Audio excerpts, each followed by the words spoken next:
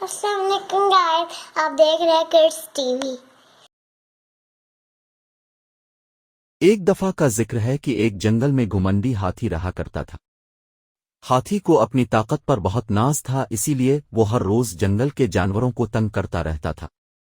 جنگل کے تمام جانور اس کی اس حرکت سے بہت پریشان تھے، لیکن ہاتھی کو ان سب کی کوئی پرواہ نہیں تھی، اسے تو صرف اپنی طاقت اور بڑے جسم پر گھمنڈ تھا۔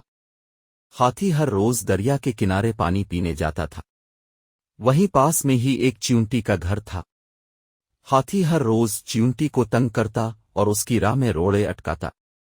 ایک روز ہاتھی معمول کے مطابق دریا کنارے پانی پینے گیا تو اس نے دیکھا کہ چیونٹی کھانا اٹھا کر اپنے گھر لے جا رہی ہے۔ ہاتھی کو مذاق سوجا اور اس نے سون میں پانی بھر کے چیونٹی پر پھینک دیا۔ چیونٹی پوری طرح بھیگ گئی اور اس کا کھانا بھی گیلا ہو گیا۔ چیونٹی کو ہاتھی کی اس حرکت پر بہت غصہ آیا اور اس نے ہاتھی کو سبق سکھانے کا فیصلہ کیا۔ ایک دن ہاتھی دریا کنارے سو گیا۔ چیونٹی نے جب ہاتھی کو سویا دیکھا تو ایک ترکیب سوجی اور ہاتھی کی سونڈ میں گھس گئی۔ چیونٹی نے اندر گھس کر ہاتھی کو زور زور سے کاٹنا شروع کر دیا اور تب تک کاٹتی رہی جب تک ہاتھی درد کے مارے اٹھ نہ گیا۔ چیونٹی کاٹتی گئی، ہاتھی درد سے ڈھیر ہو گیا۔ ہاتھی کے ڈھیر ہوتے ہی چیونٹی باہر گئے۔ چیونٹی کو دیکھ کر ہاتھی سکتے میں چلا گیا اور اتنا خوفزدہ تھا کہ چیونٹی سے معافی مانگ لی۔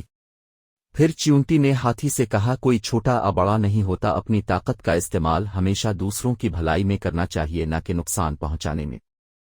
چیونٹی کی یہ بات سن کر ہاتھی بہت شرمندہ ہوا اور وہاں سے چلا گیا۔ اس کے بعد اس نے کبھی کسی کو تنگ نہیں کیا۔ نتیجہ غرور کا سر نیچے۔